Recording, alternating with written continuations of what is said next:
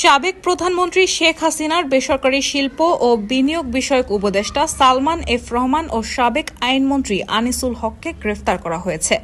মঙ্গলবার রাজধানীর সদরঘাট থেকে তাদের গ্রেফতার করে আইনশৃঙ্খলা বাহিনী। ঢাকা মহানগর পুলিশের কমিশনার মোহাম্মদ মাইনুল হাসান এই তথ্য জানিয়েছেন।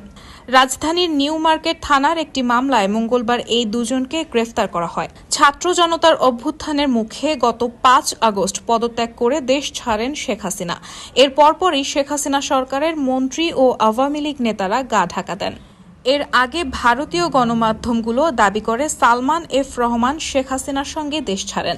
ডিএমপির জনসংযোগ বিভাগ থেকে পাঠানো এক বার্তায় বলা হয়েছে, নৌপথে পালিয়ে যাওয়ার সময় ঢাকার সদরঘাট এলাকা থেকে সালমান এফ রহমান ও সাবেক আইনমন্ত্রী আনিসুল হককে গ্রেফতার করা হয়েছে।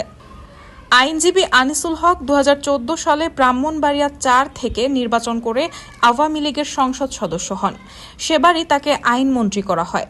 এরপর থেকে তিনি আইনমন্ত্রীর পদে ছিলেন।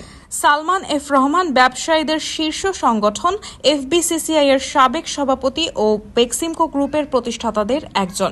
তিনি আওয়ামী লীগ সভাপতি শেখ হাসিনার বেসরকারি শিল্প ও বিনিয়োগ বিষয়ক উপদেষ্টা ছিলেন। ২০১৮ সালের নির্বাচনে সালমান এফ রহমান ঢাকা ১ আসন থেকে নির্বাচন করে আওয়ামী লীগ থেকে সংসদ সদস্য হন। পরে তাকে উপদেষ্টা পদে নিয়োগ দেন সাবেক প্রধানমন্ত্রী শেখ হাসিনা।